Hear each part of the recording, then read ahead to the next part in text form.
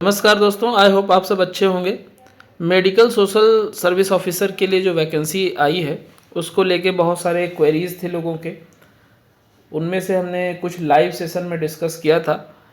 आज ये एक तरीके का क्लास है जो मेडिकल सोशल सर्विस ऑफिसर से रिलेटेड है, साइकेट्रिक सोशल वर्क से रिलेटेड है। इवन जो यूजीसी नेट में क्वेश्चन पूछे जाते हैं वो भी यहाँ से काफ़ी कुछ आपको मिलेंगे। तो फर्स्ट ऑफ ऑल ये जो आपके सामने ब्राउचर दिख रहा है ये आप लोगों को ईजिली मिल जाएगा। Medical social welfare service new Delhi में जो एम्स में चलाई जाती है, इसका जो एक टैगलाइन उन्होंने दिया है, committed to patient committed to AIIMS. तो उसमें मेडिकल सोशल सर्विस ऑफिसर से रिलेटेड जो रोल रिस्पॉन्सिबिलिटीज़ है वो भी डिस्क्राइब है, कुछ हिस्ट्री डिस्क्राइब है, तो वो डिस्कस करेंगे। उसको डिस्कस करने से पहले हम ये जानने का कोशिश करते हैं कि मेडिकल सोशल वर्कर किसे कहते हैं। तो जो मेडिकल सोशल वर्कर का सबसे इम्पोर्टेंट डोमेन है वो है फैमिली, पेशेंट और फैमिली का जो हेल्थ प्रोफेशनल है, डॉक्टर है, उनके साथ उनका लाइजनिंग कराना। उनको जो सर्विसेज मिल रही हैं, उनको जो हेल्थ सर्विसेज मिल रही हैं, उसमें आने वाली प्रॉब्लम को उनके लेवल तक पहुंच के समझाना, जिससे जो कम्युनिकेशन गैप है वो कम हो पाए और क्वालिटी ऑफ ट्रीटमेंट उन्हें मिल पाए, क्वालिटी ऑफ सर्विसेज उन्हें डिलीवर हो पाए। तो ये बेसिकली काम है। अगर एक डेफिनेशन के उसमें देखा जाए तो सोशल वर्कर मतलब medical social worker who is also known as healthcare या hospital social worker who helps patients and their families to deal with the emotional, financial and special challenges of any kind of illness or disability। तो ये basically medical social worker का काम होता है। अलग अलग जगहों पे इसको अलग अलग नाम दे दिया गया है। कुछ हिस्ट्री में इसके नाम भी चेंज हुए। पहले मेडिकल सोशल वर्कर था, उससे पहले हॉस्पिटल सोशल वर्कर था, हॉस्पिटल सोशल वर्कर के बाद मेडिकल सोशल वर्कर बना, फिर मेडिकल सोशल सर्विस ऑफिसर बनाया, MSSO। अब उसमें फिर से नाम में चेंज किया, MSWO कर दिया, यानी मेडिकल सोशल वेलफेयर ऑफिसर। इसीलिए आप बहुत जगह पे देख रहे होंगे तो मेडिकल सोशल वेलफेयर ऑफिसर लिखा हुआ मिलता है लोगों के प्रोफाइल पे। इवन मेरे भी प्रोफाइल पे मेडिकल सोशल वेलफेयर ऑफिसर मैंने लिख रखा है। तो थोड़ा सा इसके लिए हम लोग समझने की कोशिश करते हैं। थोड़ा वीडियो लंबा होगा क्योंकि इसमें मैं बहुत सारी चीज़ों को एक साथ लाने की कोशिश कर रहा हूँ। तो पहला आप इसकी हिस्ट्री देख लीजिए। Medical welfare social services in AIIMS, a historical background जो एम्स का है। It was in the year 1956 when the vision of comprehensive health care inclusive of preventive, promotive and curative came into existence with the establishments of AIIMS. जब AIIMS बना था 1956 में, तभी से इस सर्विस को स्टार्ट किया गया और आज भी वो सर्विस यहाँ पे डिलीवर हो रही है। अगर देखा जाए तो to serve as a nucleus of nurturing excellence in all aspect of health care, medical social welfare services in AIIMS were initiated and the first social worker was appointed in the hospital in 1960।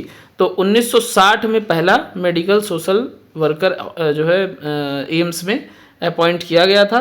तो ये भी एक question बन सकता है। उसके बाद अगर हम देखते हैं नेक्स्ट जो पॉइंट है जो आपको ध्यान देने की ज़रूरत है, करंट में लगभग 58 मेडिकल सोशल सर्विस ऑफिसर है। अब तो थोड़ा और ज़्यादा हो गए, ये मुझे लगता है 2020-22 के बीच का है जो आंकड़ा है। तो यहाँ पे अभी संख्या और बदली हुई नज़र आएगी। AIIMS medical social service officer association AMA was formed in 2015। तो AMA एक्चुअली AMA जैसा कई एसोसिएशन बन गया है, बट AMA की जो गाइडलाइन है चूँकि एम्स की है तो वो हर जगह फॉलो होती है लगभग उसको मतलब रेफरेंस के तरीके से यूज़ किया जाता है। ऐसे PGI चंडीगढ़ के भी जो मेडिकल सोशल सर्विस ऑफिसर है उनका अपना एसोसिएशन है, वो भी कुछ गाइडलाइन बनाते हैं, बट यूजुअली इसको ज़्यादा प्रेफर किया जाता है और इसको रेफरेंस दिया जाता है। तो 2015 में बनाया गया और ये एक evidence based replicable model of social service है जो कि हॉस्पिटल सेटिंग में to protect and develop the professional status of MSSO and to offer an inclusive training for social work professional and students of all institution, मतलब ये लोग एक certificate course भी provide करते हैं जो कि सोशल वर्क प्रोफेशनल्स के लिए है। It has resulted into many evolutionary changes including creation of new formats, SOPs, seminars, workshops, collaboration and creative solution due to the professional efforts, sincerity and hard work of medical social service officer and the support of administration. AIMS has become the only institution in India with the biggest strength of medical social worker in hospital setting. तो ये एक पहला institute है जिसमें इतने ज़्यादा जो है मेडिकल सोशल वर्कर काम करते हैं।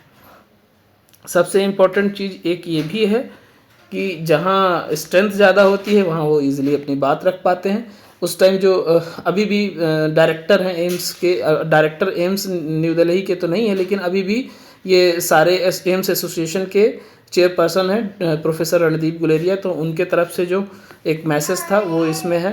अब इसको नहीं पढ़ते हैं, मेन हम आ जाते हैं role and responsibilities of medical social service officer MSSO पर।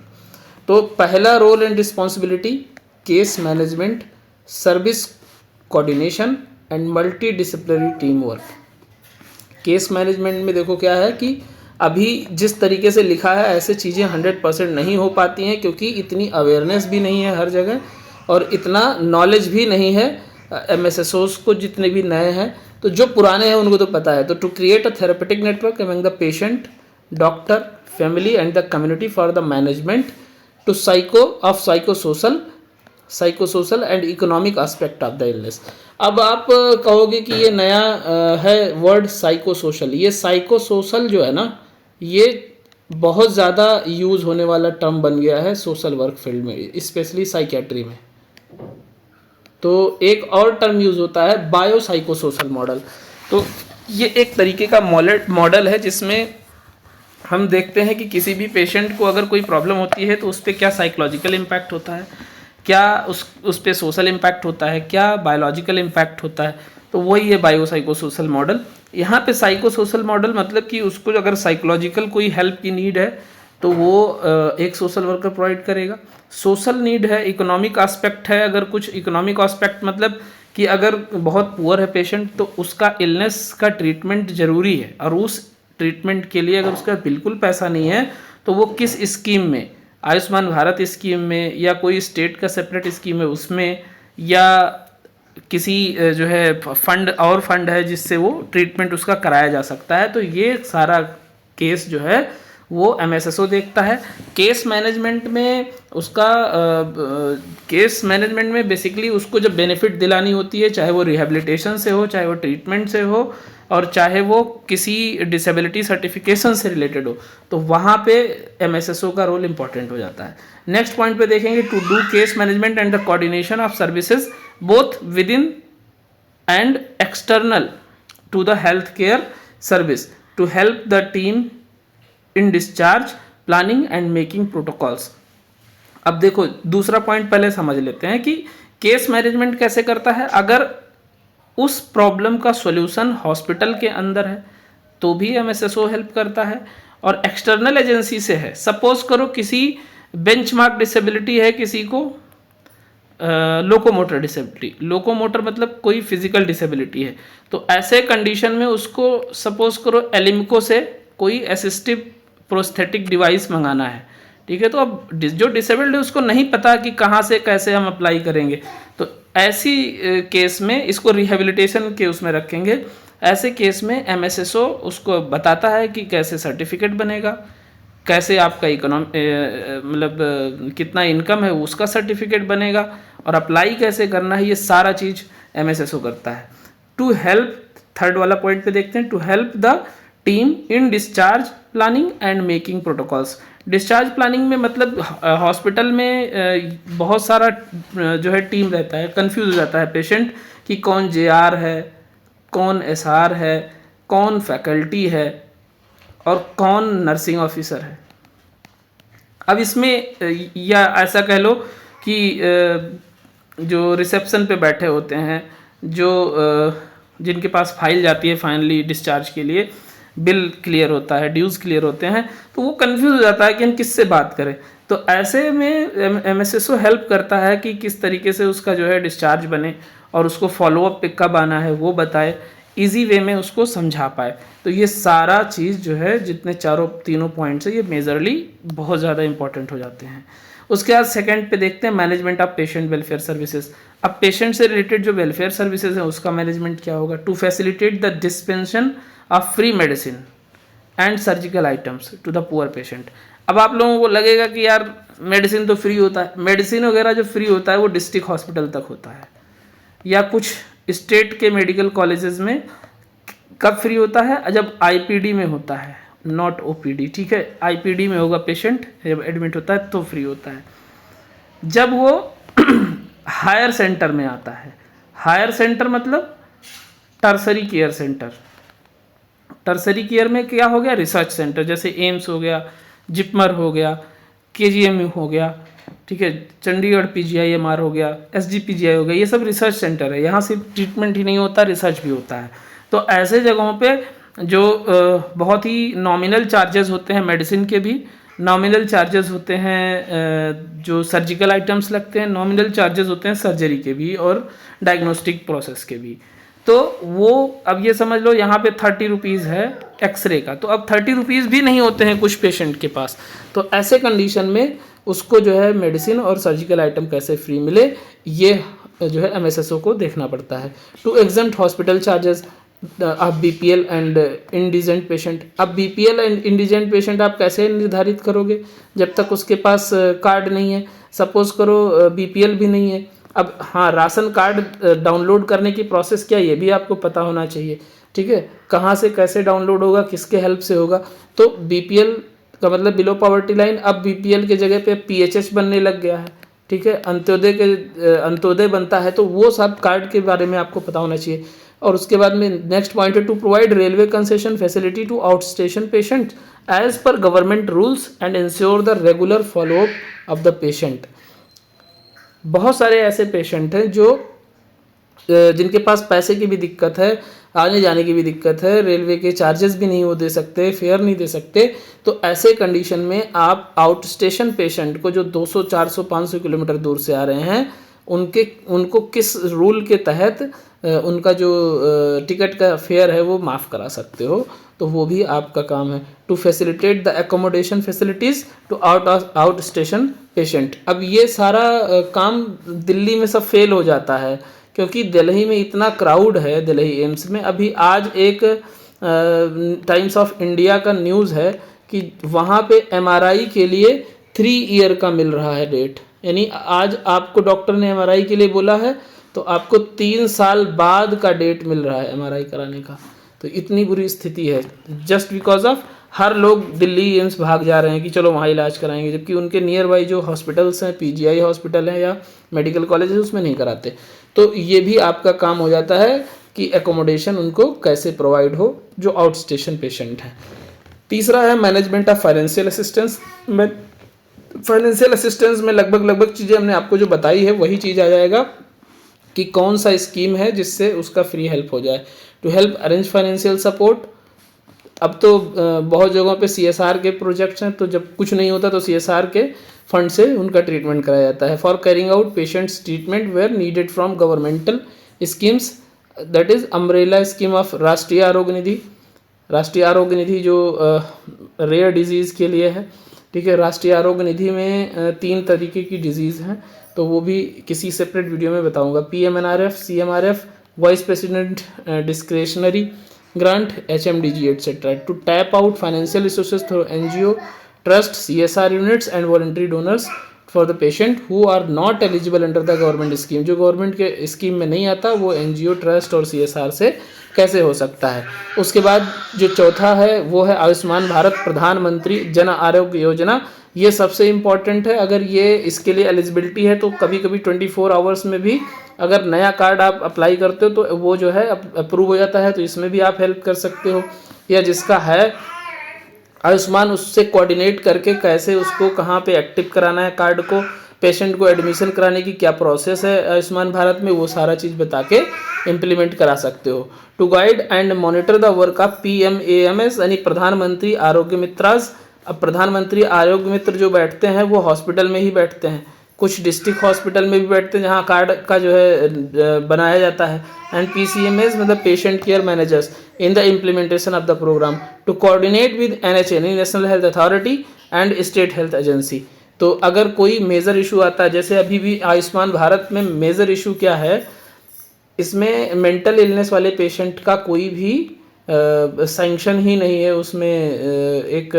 जैसे सबकी अपनी अपनी बजट होती है कि कितना किस पेशेंट को पर डे दिया जा सकता है उसको एडमिट करके IPD में, इसमें मेंटल इलनेस का है नहीं।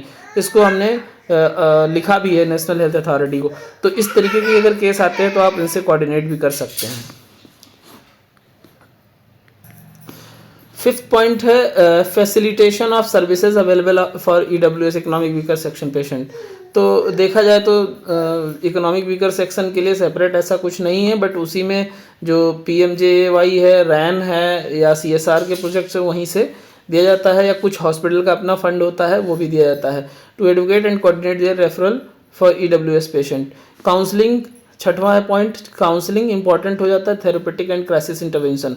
तो क्राइसिस इंटरवेंशन मतलब ऐसा जब पेशेंट के लिए सडन जो है हेल्प की, इमोशनल हेल्प की, सपोर्टिव थेरेपी की ज़रूरत होती है, तो लाइक सुसाइड वाला पेशेंट है, सुसाइडल आइडिएशन का है, या कोई सडन लॉस हुआ है फैमिली में, ठीक है, तो ऐसे जो है केस में क्राइसिस इंटरवेंशन किया जाता है।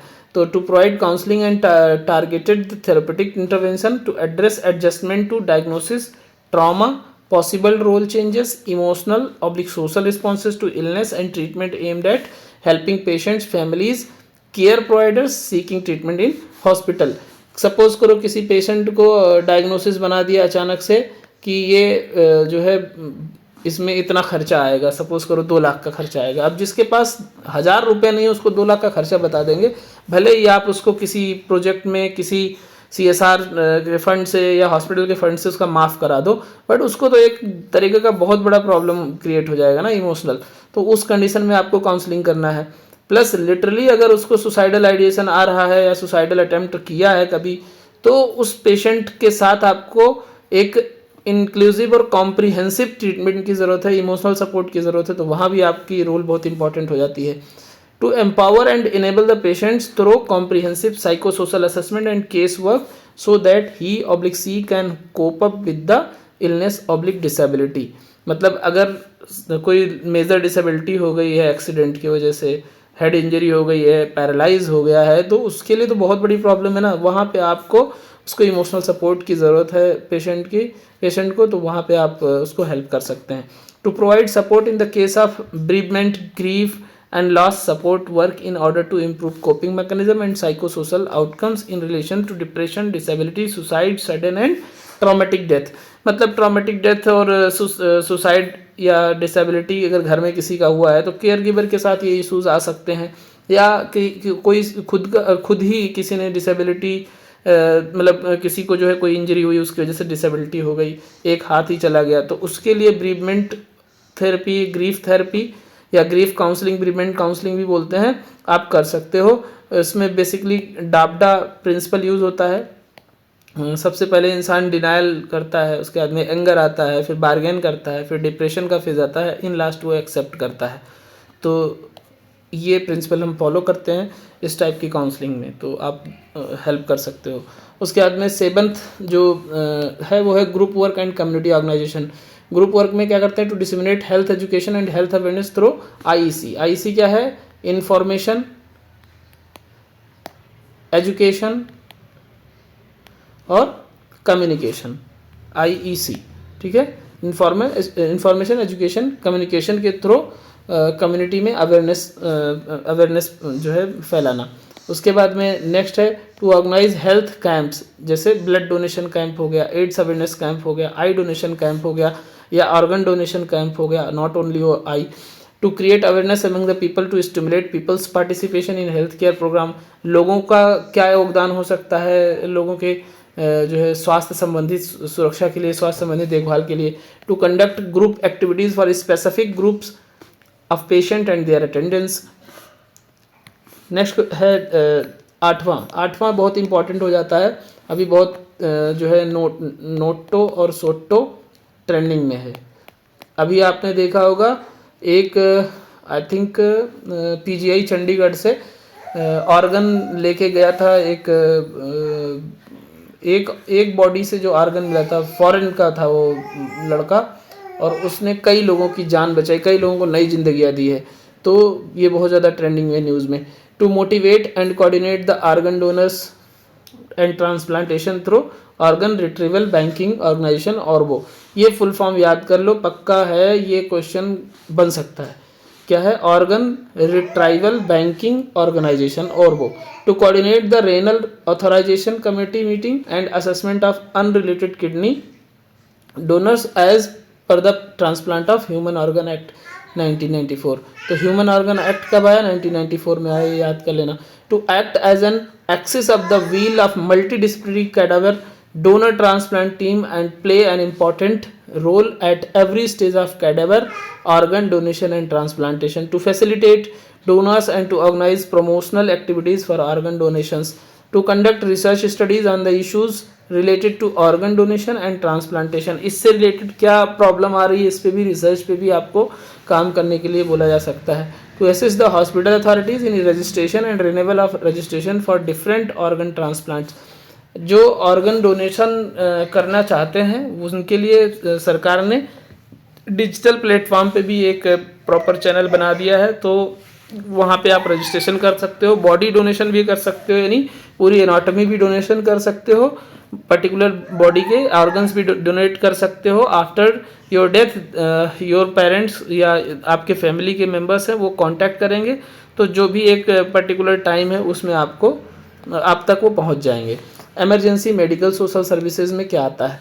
To provide 24/7 medical services in casualty trauma centre and ORBO. To provide referral services to the patient due to non availability of beds in the hospital. जैसे अगर मान लिया आपके पास पेशेंट की जो है इनटेक बहुत ज़्यादा है और आपके पास जगह नहीं है, तो आप जो है जब कहीं और भेजोगे तो ऐसे नहीं भेज सकते। आपको रेफरल देने के बाद, सपोज करो दिल्ली के सफदरजंग से राम मनोहर लोहिया भेजना है, तो आरएमएल के जो भी वहाँ पे इमरजेंसी में एमएसएसओ होंगे या इमरजेंसी में कोई नर्सिंग ऑफिसर होगा जो उस पोस्ट पे होगा, उससे आप कांटेक्ट करके उनको प्रॉपर केस समझा के कि ये केस है, ये वाइटल्स हैं, इनमें ये प्रॉब्लम है, इतनी जो है इमरजेंसी है, आप जो है आपके पास केस रेफ़र कर रहे हैं, जिससे वहाँ पे वो तैयार रहें और फटाफट उसका ट्रीटमेंट हो जाए। ये होता है रेफरल सिस्टम, बट यहाँ पे अभी 100% कुछ भी काम नहीं कर रहा। To give specialise services during epidemics, जब कोई एपिडेमिक आता है, डिजास्टर आता है, नेचुरल कैलेमिटीज आते हैं, तो आपको स्पेशलाइज सर्विस देने के लिए बोला जाएगा। To facilitate and provide comprehensive psychosocial support, counseling and advocacy to the victim of gender based violence at one stop center। तो वन स्टॉप सेंटर पे भी आपका ड्यूटी लगाया जा सकता है। वन स्टॉप सेंटर मतलब जेंडर बेस्ड वायलेंस, अब वो चाहे थर्ड जेंडर हो चाहे फीमेल हो, किसी के साथ भी अगर वायलेंस हुआ, बेसिकली हम लोग फीमेल को ही मानते हैं, तो उसके लिए वन स्टॉप सेंटर बनाया गया, वहाँ पे भी आपको जो है ड्यूटी करनी पड़ सकती है। रिहेबिलिटेशन में क्या होगा? To facilitate the rehabilitation of unknown without attendant, abandoned, destitute, orphan patient through government oblique NGO। अब ऐसे लोगों का इलाज कराना जो सड़क के किनारे पड़े हैं, उनको पुलिस लेके आई है, या वो आए और उनको उनकी फैमिली छोड़ के भाग गई, या एक्सीडेंटल है, रोड साइड से एम्बुलेंस लेके आई है, तो ऐसे कंडीशन में आपका रोल बहुत इम्पॉर्टेंट हो जाता है कि उनका ट्रीटमेंट हो फ्री में, उनको वहाँ पे केयर मिले। उनके फैमिली से आप कांटेक्ट करने की कोशिश करो। फैमिली भाग गई है तो वो एमएलसी केस हो जाता है, या रोड साइड से आया है, तो उस केस में आप जो है पुलिस से कैसे कांटेक्ट करोगे। और ऑर्फन पेशेंट है तो ऐसे कंडीशन में उस पेशेंट का इलाज होने के बाद उसको कहाँ पे भेजना है, चाइल्ड केयर होम में भेजना है, ओल्ड एज होम में भेजना है, या जुवेनाइल होम में, कहाँ से जो है उसको जो है रिहेबिलिटेट किया जा सकता है, वो आपको देखना होगा। To coordinate with the competent authorities for the rehabilitation of medico legal case, जो अभी आपने बताया, to facilitate the physical and vocational rehabilitation of person with disabilities by channelizing various governmental oblique non-governmental resources, to provide comprehensive psychosocial and rehabilitation services to patient of drug alcohol dependence through National Drug Dependence Treatment Center। तो NDDTC जो है ना, ये इसके तहत अब हर जगह जो साइकियाट्री डिपार्टमेंट है, साइकियाट्री डिपार्टमेंट ही, चूँकि जितने भी एडिक्शन का होता है वो ट्रीटमेंट साइकियाट्री डिपार्टमेंट से ही होता है, तो उससे अलाइड रहता है, तो वहाँ पे आपको कांटेक्ट करना पड़ेगा और ऐसे पेशेंट के साथ जो रिहेबिलिटेशन है, जो ट्रीटमेंट है, जो एडमिशन का प्रोसीजर है, वो आप उनको हेल्प कर सकते हो। उसके बाद नेक्स्ट क्वेश्चन है, नेक्स्ट पॉइंट है policy, programme design, research and training. तो इसमें जब एक प्रॉपर टीम हो जाती है तब वो एक्सपेक्टेशन रखा जाता है, लेकिन अभी एक MSSO 2 MSSO है तो उसमें थोड़ा पॉसिबल नहीं हो पाता है। To develop policy, design and evaluation of programmes at the organisation level. अब जैसे मैं यहाँ पे जिस जगह पे हूँ, यहाँ पे अगर सपोज करो MSSO इतना कॉम्पिटेंट है कि वो किसी के लिए एक मॉड्यूल डेवलप कर सकता है, सपोज करो मेंटल हेल्थ से रिलेटेड उसका मॉड्यूल डेवलप कर सकता है, तो वहाँ पे वो मल्टीपल जो और हेल्थ प्रोफेशनल है उनकी हेल्प से एक मॉड्यूल डेवलप कर दे। या कोई पॉलिसी बनाना है अपने हॉस्पिटल के लिए तो वो उसमें कर सकता है, नेशनल लेवल पे भी प्रपोजल दे सकता है। To guide and support the implementation of patient centric models of care at organisational level, patient के केयर में और क्या क्या चीज़ें इंप्लीमेंट कर दी जिससे बेहतर हो सकता है। To impart training to NSS, BSW, MSW student from different colleges across the country. तो जो MSW के स्टूडेंट हैं, BSW के स्टूडेंट हैं, उनको कैसे इंटर्नशिप कराया जा सकता है और ट्रेनिंग दिलाया जा सकता है जिससे उनका नॉलेज ग्रोथ हो।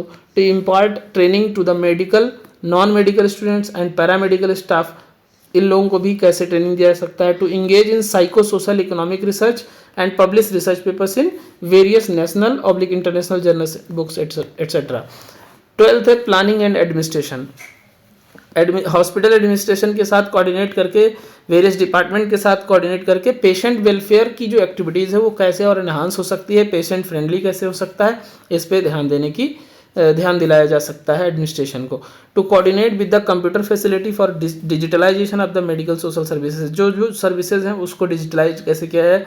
जैसे मान लिया कोई भी नोटिंग आप बना रहे हो उसको ऑफलाइन भेज रहे हो और वहीं जो ऑफिस चल रहा है आजकल उससे भेज रहे हो तो सब फटाफट हो जाएगा, उसमें रिसोर्सेज कम लगेंगे, टाइम कम लगेगा, तो वो जो है कैसे कोऑर्डिनेट करके स्टार्ट करा सकते हो। To reply RTIs and parliament question relevant to patient welfare, patient welfare से रिलेटेड अगर कोई RTI आती है तो आपसे क्वेरी किया जा सकता है, आपका एडमिनिस्ट्रेशन करेगा। To manage various information and guidance services in the main hospital. उसके बाद में नेक्स्ट पॉइंट है 13 education and resourcing, education and resourcing to participate organise seminar, workshop and conference related to medical social work profession. तो ये बहुत बड़े level की चीज़ हो गई, इसलिए क्योंकि अब जैसे AMA ने कराई तो इसलिए करा पाया वो क्योंकि उनके पास इतने रिसोर्सेज हैं, 58 प्लस उनके पास MSSO हैं, उसमें कुछ PhD होल्डर भी हैं, कुछ MSSO ग्रेड 1 के हैं, ग्रेड 2 के हैं, कुछ ग्रेड 1 के हैं, कुछ चीफ MSSO हैं, सुपरवाइजिंग MSSO हैं, तो वहाँ पे ज़्यादा जो है ईजी हो सकता है। To organize continuing medical social work education to maintain competence and culture about new and developing areas in the field, to contribute in future planning in health services by innovative social work practices, programs and research activities, to develop resource materials, training and module and manual for social work professionals। तो ये जो education and resourcing का है ये तभी संभव हो पाएगा जब एक MSSO की खुद की अपनी जो एजुकेशन है वो हायर लेवल की हो या जिस लेवल पे है उसी लेवल पे है, बट उसके साथ और जो है हेल्पिंग हैंड होने चाहिए। अकेले एक MSSO 2 MSSO का जो है करना बहुत मुश्किल हो जाता है, तो इसलिए एजुकेशन और रिसोर्सिंग जो एक पॉइंट है तो बहुत इंपॉर्टेंट, बट ये संभव तभी हो पाएगा जब नंबर ऑफ MSSO और बढ़ेंगे। मेजर अचीवमेंट्स जो इन्होंने दिया है वो अपना अचीवमेंट दिया है तो हम इसको ना फोकस करके हम इस पे ये देख सकते हैं कुछ चीज़ें जो क्वेश्चन पूछा जा सकता है। हमारा मेन तो ये है कि हम क्वेश्चन क्या आएगा। तो 1960 में पहला मेडिकल सोशल वर्कर एमएस में जो है रिक्रूट किया गया। Medical social worker were given A separate cadre. 1992 में सेपरेट कैडर मिला। अब सेपरेट कैडर में क्या क्या है, जो सेपरेट कैडर है वो पहले एमएसएसओ क्या बनेगा, ग्रेड 2 लेवल 6 होगा ये, फिर ग्रेड 1 ये होगा लेवल 7, यानी आफ्टर 5 ईयर जो रिक्रूटमेंट रूल है उसके हिसाब से। उसके बाद में लेवल 7 के बाद आई थिंक लेवल 10 डायरेक्ट होता है। अभी मैंने भी इतना बहुत ज़्यादा ध्यान नहीं दिया, बट ये होता है चीफ एमएसएसओ, ठीक है। और चीफ के बाद फिर होता है लेवल 11 होता है सुपरवाइजिंग, ठीक है। तो ये कैडर बहुत बड़ा अचीवमेंट रहा है हमारे इस फील्ड के लिए। और क्योंकि अगर कैडर नहीं होगा तो आपका प्रमोशन नहीं होगा, आप एक ही पोस्ट पे जीवन भर काम करोगे, बस आपका इंक्रीमेंट होता रहेगा। तो ये बहुत बड़ा अचीवमेंट है। उसके बाद में 2001 में 1997 में चेंज हुआ, designation was change from medical social worker to medical social service officer, ये नाम चेंज कर दिया, एमएसएसओ कर दिया, पहले एमएसडब्ल्यू था। 2001 में 24/7 जो है इमरजेंसी में एमएसएसओ को रिक्रूट कर दिया गया। 2002 में deceased organ donation and transplant programme जो है वो फर्स्ट हुआ, जो 2002 में हुआ। उसके बाद में 2007 में रैन स्कीम स्टार्ट हुआ। रैन मतलब राष्ट्रीय आरोग्य निधि। राष्ट्रीय आरोग्य निधि में जो 3 अलग अलग के रेयर डिजीज़ हैं, रेयर डिजीज़ को ऑर्फन डिजीज़ भी बोला जाता है। तो उन रेयर डिजीज़ के लिए जिसमें एक ऐसा डिजीज़ जिसमें बहुत ज़्यादा खर्चा होना है, एक ऐसा डिजीज़ जो पूरे जीवन चलना है और छोटे छोटे लेवल पे मतलब शिफ्ट में पैसा खर्चा होना है। तो इस तरीके की 3 कैटेगरी है, तो वो रैन स्कीम के अंडर ट्रीट होता है। उसके बाद में MSW unit started facilitation of financial assistant to patient through CSR के हेल्प से, ये 2015 के आसपास। And first social work seminar in AIIMS 2015 के आसपास सेमिनार रखा, जो पहला सेमिनार था मेडिकल सोशल सर्विस ऑफिसर का। Online railway concession started in MSW unit, मतलब यहीं से रेलवे कंसेशन अलॉट करने लग गए क्योंकि इनको ऑथेंटिकेशन मिल गया था। Online exemption started in MSW unit. Nurses induction training programme, nurses को जो है ट्रेनिंग प्रोग्राम की एक मॉड्यूल तैयार की 2017 में। 2018 में digital profiling of unrelated organ donor of authorisation. उसके बाद में ये 2019 में बता रहे हैं कि हमारे पास 58 सैंक्शन स्ट्रेंथ थी एमएसएसओ की। और आयुष्मान भारत प्रधानमंत्री जन आरोग्य योजना 2019 के आसपास से स्टार्ट हुई। न्यूज़ लेटर वगैरह जो इन्होंने स्टार्ट किया वो आप देख सकते हो, बहुत ही हेल्प मिलेगा। पेपरलेस ऑनलाइन रैन एप्लीकेशन, जो ऑनलाइन ही सारा कुछ भेजा जा सकता है। UHID based digital social profile, manual for hospital social worker in India. तो ये बेसिकली इनके अचीवमेंट्स हैं कुछ, लेकिन हमारा जो क्वेश्चन था वो हम देख सकते हैं। इनका जो एमएसएसओ का कैडर के हिसाब से आप देख सकते हो अलग अलग हैं इसमें। तो कुछ लोग जो हैं चीफ एमएसएसओ हैं, कुछ इसमें सुपरवाइजिंग एमएसएसओ हैं, उनका पूरा डिटेल दिया हुआ है। तो इस हिसाब से ये बेसिकली एक एमएसएसओ का इतना रोल होता है, इतना काम करना होता है। ये ज़रूर है कि अब छोटे हॉस्पिटल में जो है एमएसएसओ उनको ज़्यादा काम नहीं करना पड़ रहा है, बट आने वाले टाइम में हर जगह काम बढ़ेगा, काम करना पड़ेगा। मुझे लगता है ये वीडियो 32 मिनट्स का बन गया है। एक कुछ और इम्पॉर्टेंट चीज़ था, मैं सोच रहा था उसको कवर करता। ये कुछ हाँ यहाँ का ही है, ये आप देख लेते हैं एक बार, क्योंकि ये दिल्ली एम्स का ही है। Doctor RP centre for ophthalmic sciences, यानी ऑप्था में जिसका लगा हुआ है, आँख वाले डिपार्टमेंट में, आई वाले डिपार्टमेंट में लगा हुआ है ड्यूटी। तो इन्होंने बोला doctor Rajendra Prasad was established on the 10th March of 1967 as a national center for ophthalmic science to provide state of art patient care, expand human resource for medical education and undertake research to find solution to eye health problems of national importance। अब इसमें एमएसएसओ का क्या role है इन्होंने बताया। Doctor RP centre for ophthalmic science has medical social service unit to assist guide and help patient for their treatment. Our unit is serving patient for more than 3 decades, यानी 30 साल से ज़्यादा से ऑप्था में एमएसएसओ काम कर रहा है। There are 2 MSSO to guide and counsel the patient as per the need, जैसी नीड होती है उसके हिसाब से उनको काउंसिल करते हैं। MSSO is an indispensable member of the multi-professional healthcare team who creates a therapeutic network among the doctor, patient, family and community. The MSSO team works under the supervision of medical superintendent. यानी अगर आप hospital area में काम कर रहे हो तो आपका जो हायर अथॉरिटी है वो MS. The services provided includes counselling, financial assistance, treatment, psychological and vocational support. ये सब हमने आपको ऑलरेडी बता दिया है, बट हाँ ये है कि कैसे किस डिपार्टमेंट में क्या काम रहता है. Beside treatment, liaisoning for various rehabilitation activities including social, economical. These every day more than 400 patients are guided and helped by the part-time social guides under supervision of MSSO. तो ये है बेसिकली, आपको मैंने सारा चीज़ बता दिया है. वही इसमें है role of medical social service officer in doctor RPC centre for ophthalmic science. अब यहाँ पे जो आइज डिपार्टमेंट यानी ऑप्था में जो है इनका रोल देखो. Exemption process of hospital levy charges for BPL and indigent patient, providing railway concession certificate, counselling services, planning and administration. ये बेसिक चीज़ें हैं. उसके बाद में coordination for disability certificate, socio economic assessment and psychosocial diagnosis. Psychosocial diagnosis क्या बनेगा वो, अब साइकोसोशल डायग्नोसिस के लिए आपको पता होना चाहिए जो जेड एक्सिस है उसमें कुछ जो है साइकोसोशल डायग्नोसिस है एज पर ICD. ठीक है, तो वो पढ़ लेना. Facilitating for free medicine and surgical items, facilitating for free medicine and spectacles for poor and indigent outdoor. तो इसमें जो फ्री जो है चश्मा प्रोवाइड करने वाले बहुत सारे अच्छे NGO है नेशनल लेवल के, इंटरनेशनल लेवल के, तो उनसे कोऑर्डिनेट करके आप कर सकते हो. Coordination of financial assistance, channelise the may I help you counter by part time social guides. Part time social guides या सोशल वर्कर जो होते हैं वो डिफरेंट होते हैं MSSO से, तो उनसे आप जो है कोऑर्डिनेट करके उनको हेल्प कर सकते हो. Fund raising and networking. Fund raising कैसे करोगे, NGO से या जो इंडिविजुअल डोनर है या CSR कहीं से मिल सकता है. To create a therapeutic network among the doctor and the patient family.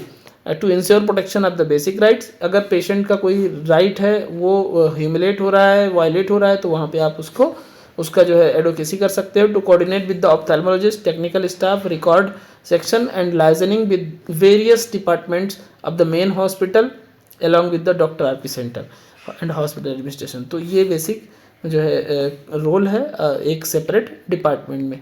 तो आई होप आप सबको बेहतर तरीके से समझ में आया होगा. एक और है जो पहले भी मैंने डाला हुआ था, डॉक्टर राम मनोहर लोहिया हॉस्पिटल में एक मेडिकल सोशल वर्कर का क्या रोल होता है, तो वो मैं किसी और दिन सेपरेट वीडियो में कवर करूँगा. Duties and responsibilities of post of medical social worker.